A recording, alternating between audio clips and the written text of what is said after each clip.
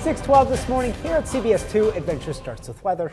Yep, it does. And Nate, you've been very busy these last few weeks, taking us on adventures in different communities all across the valley. Kind of a fun assignment. It's been a lot of work for you, but we've really enjoyed getting to live vicariously through you. And now I have some new things on my to-do list. Yeah, it has been fun. You know, we had a goal of highlighting 14 of the communities in the area, 14 adventures, and we're at number 13, so we're almost towards the end. Yeah, we're at the final stretch. And for today's adventure, we head out to the orchards in Fruitland to discover some of the sweet things Mother Nature is helping to grow. Take a look. This is by far the sweetest adventure I've ever been on, a tour of Hengler packing in Fruitland. Those who are familiar with their famous fruit know it's all about getting the best product from the orchard into your lunchbox.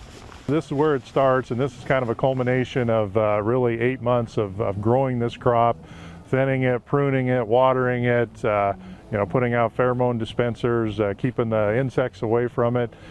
The Henglers are third-generation fruit packers and fourth-generation growers here in the valley. They grow fruit on roughly 500 acres across the valley.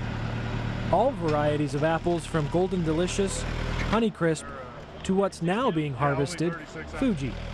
The harvest is a big part of it, requires a lot of labor force and people that are trained to handle fruit. There's virtually millions of apples that need to be harvested, and it's all by hand. There's no mechanization involved when we're actually picking that fruit. Fruit is hand-picked and placed in these large containers.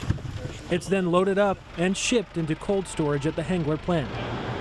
From there, it's basically a whirlwind of rollers and conveyor belts as each lot of apples are processed. We'll fork those out of there into the processing line where they're washed, they're rinsed, they're dried, and then just a light coat of waxes on there just to retain the moisture in the apple. Once cleaned and polished up, workers look for any imperfections in the fruit. No apples wasted. Flawed fruit will eventually be made into applesauce. Those that make the cut are sent through these automated conveyor systems and sorted by size and color. Eventually, they're hand-packed by employees, sealed up, and stacked on pallets for shipment. It's a great business. Days like today when you're outside and it's nice and warm and you see kind of the effort or the result of your efforts of growing, makes you feel good about what you do. And I think the product that we're providing for consumers is a healthy product and one that's really should be part of everybody's diet. All right, well, Hengler fruit is shipped all across the country and even in some cases exported throughout the world. Wow.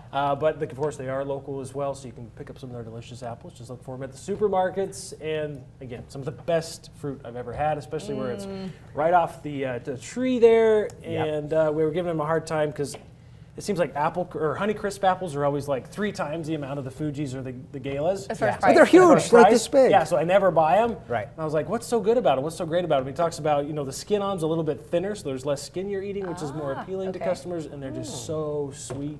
So good. I've always liked the apples that have a little bit of a tang to it, or not a bite, just like Granny Smith or tart. Gold, That's tart, tart. yeah. Okay. Or like Golden Delicious, something with a little something extra in there. But I think part of it is like I had a long time. It's been a long time, I'll admit, but we talked about this earlier. I had a mushy Honeycrisp apple one time, and it made me not want to go back. But now that you're saying these are the best, I might just have to go find it, and make sure it's fresh. Certainly tasty out there, and the smells in the coolers, just of all the sweet apple. So It was good. I was like, this needs to be a car freshener, which it probably already is. I just don't have it. Yeah. It was the best smell ever. The skin thing you brought up is interesting because I have sensitive teeth. I like to have someone take the first bite and start it for me. Really? No, I'm absolutely. I'm like, can you take a bite of this apple for me? Start. I feel like the red. Honestly, nothing would surprise me with you. No, yeah, I know. I'll say. I don't know what I'll say. Uh-oh. No, Is this that's the first interesting. time you have ever not had something to say? No, I'll rebound. Don't worry. What's coming up tomorrow for us? Tomorrow, it's the final adventure, and we kind of saved. I wouldn't call it the best for last, but we had a. Oh, now I remember. Oh. Did you talk to them about apple orchard etiquette? Like, is there a rule of like how many apples you can just eat while you're in the orchard? While you're out picking? Yeah. Do you go out and pick? Like I have been to an orchard and like Okay. they're there and they're just all available. Yeah. You know, like yesterday I was all at available? yesterday I was at Whole Foods and Okay. if you haven't been over there where the self-serve food area is, they make these awesome chocolate chip cookies. Okay. And they're like $1. It's like the one thing there that's like affordable. And I went up to the cashier and I was like, hey, I ate a cookie while I was shopping, and he's like, thanks for telling me, but don't worry about it. And I was like, Wow. well, now I know Okay. every time I come here, I'm going to eat a cookie. They need to I have give one of away those their big sampler secret. trays where they just let you take one. And I'm they sure, have like, to their get, manager's how many watching. samples can you take? That should be the question. Yeah. That- So this isn't At Costco. I know. I was like, I think it might be the answer might be unlimited. So. You always feel awkward if you go back for another helping. I always do. One You time, ever go back for okay, another I helping? don't. I usually try not to, but one time I did, and I took off my jackets that I was wearing. Oh no! Trying to You just disguise like point yourself. to the back. You're like, I just am getting one for my dad, and like it's like that's not. I always go anyone up. that would I'm be like, your oh, dad.